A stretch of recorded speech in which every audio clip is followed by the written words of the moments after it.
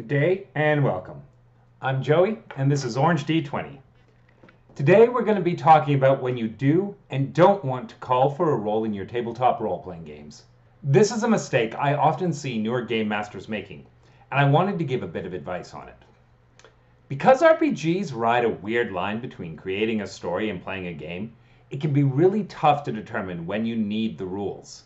Especially when you first move over to running your own games, it can feel like you need to call for a role if there is a skill governing a situation, instead of considering, do you actually want to go through the exercise of having a role? So if you're playing a game with something like a perception skill, or a climbing skill, or a driving skill, or a computer skill, it can feel like whenever someone wants to do one of those things, you should call for a dice check for a skill roll. You really don't want to do that every time. The worst situation tends to come around perception rolls. You want to roll to see if someone notices something, but there's a lot of factors you're not thinking about before you call for that roll. First, are both success and failure interesting options? Is it interesting if the players don't see the mysterious stranger watching them from the corner of the smoky tavern? It can be, especially if you later reveal someone has been watching them the whole time and knows details of their private conversation. But if you absolutely need them to see the stranger and to go over and talk to them, don't hide the stranger behind a skill check they can fail. Second, are you okay with both success and failure? So for example, if the characters are trying to, in a low stress situation, cross a river that is just over head height, and bad luck means 2 players fail their swim checks, are you okay with 2 characters dying? Is it an interesting encounter when the others try to save those characters? Again, this will depend on your game. How much time do you have to play? If you need to get to your plot, don't risk it. If they're on their way to confront the Great Lich, this probably isn't a very good story. If they're low-level adventurers, or the story is about exploring a dangerous wilderness, I might go down this road and explore what happens if the players fail their swim checks. Finally, when you do set the skill check, what number are you setting it at? This can be really tough for newer game masters. We're trying to build tension, and part of that includes having the real chance for failure. But you often underestimate how low the numbers should be based on the situation. If you make the skill check for climbing a rope ladder in Dungeons & Dragons a 10, remember, that means that half of all average people would fail at climbing a rope ladder. And more than half of low-strength characters won't usually be able to climb up a rope ladder.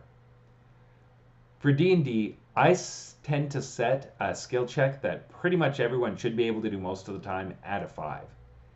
This may sound ridiculously low, but that's because humans are actually bad at probability. When I set a check at a 5, which in my games will be something like jumping over a waist-high wall, or climbing a rope that's up against a wall, I'm basically saying, you need to fail this badly in a way that's comical before the failure is meaningful to me. If the massive athletic warrior suddenly has to gingerly step over the wall and gets to teeter-totter on there for a second, that can be funny and add a bit to the situation. If someone fails on climbing that rope and gets Mr. Bean tangled up into it, I think that can be funny, and I might let that happen. One thing that can make the choice on whether to roll or not harder for me is I don't use a Dungeon Master screen.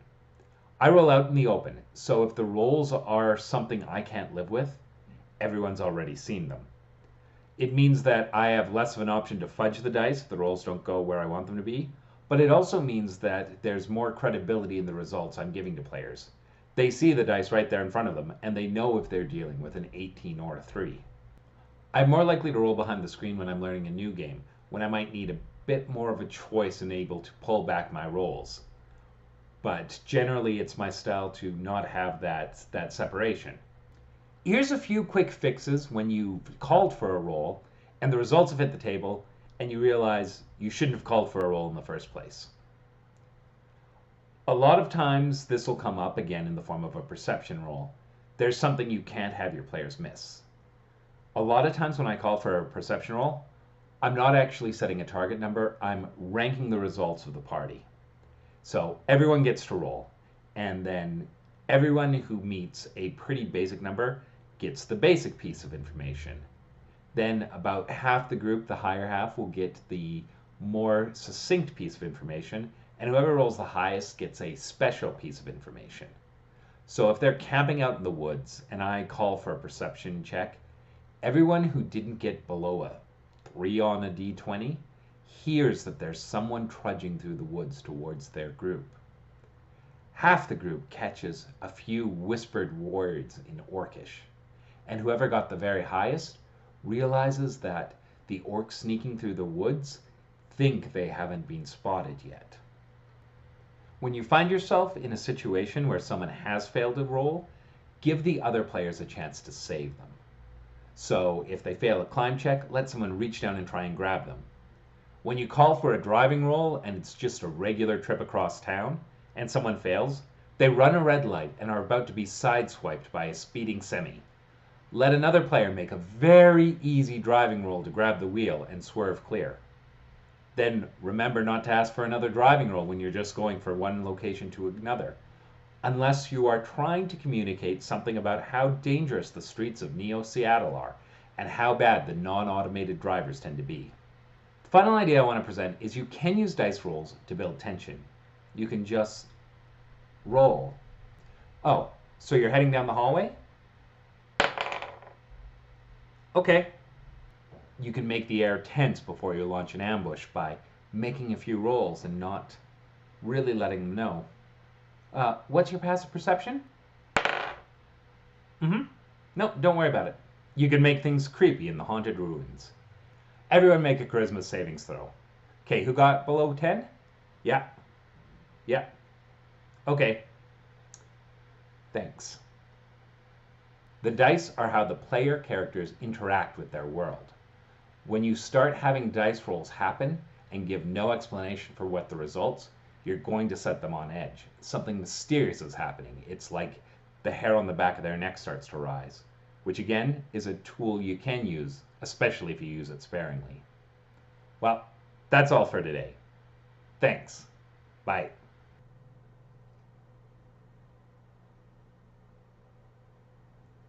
Oh, I found out recently that my nephew doesn't understand that these videos aren't Skype calls when my brother's watching them, so this is for him. Hi, Jacob. Hi. Okay, bye-bye.